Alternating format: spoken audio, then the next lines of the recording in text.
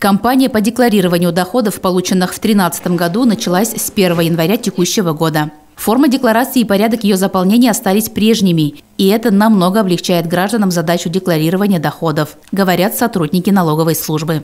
Стоит подробно остановиться на том вопросе, кто обязан представить эти декларации. Это несколько категорий граждан. В первую очередь это индивидуальные предприниматели, которые осуществляют деятельность на общем режиме, а также нотариусы и адвокаты. Большая категория граждан – это те лица, которые в 2013 году продавали имущество, получали доходы. Например, они продавали квартиры, машины, комнаты, гаражи и так далее.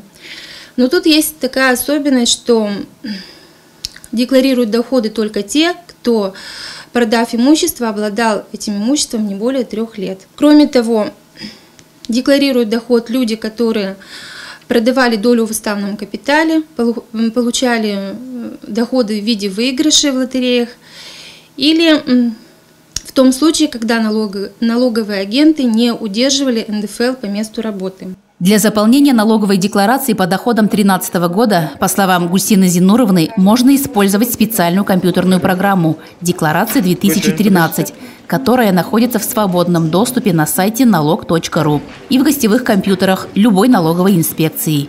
Вот в таком вот формате программа открывается. Здесь вот заполняем номер инспекции. Здесь обычно стоит по умолчанию как на покупку жилья, на лечение, на обучение или на продажу. Следующее, заполняется сведения о декларанте. Там заполняются здесь паспортные данные. Следующее, заполняется здесь домашний адрес. Дальше заполняются полученные доходы. Срок подачи деклараций по полученным доходам в 2013 году не позднее 30 апреля 2014 года. При непредоставлении отчетности граждане будут привлекаться к налоговой ответственности в виде штрафа в размере не менее 1000 рублей. Информационные письма по декларированию доходов в этом году придут позже, поэтому гражданам не стоит ждать предупреждений, говорят в налоговой службе. Эти письма будут направлены гораздо позже.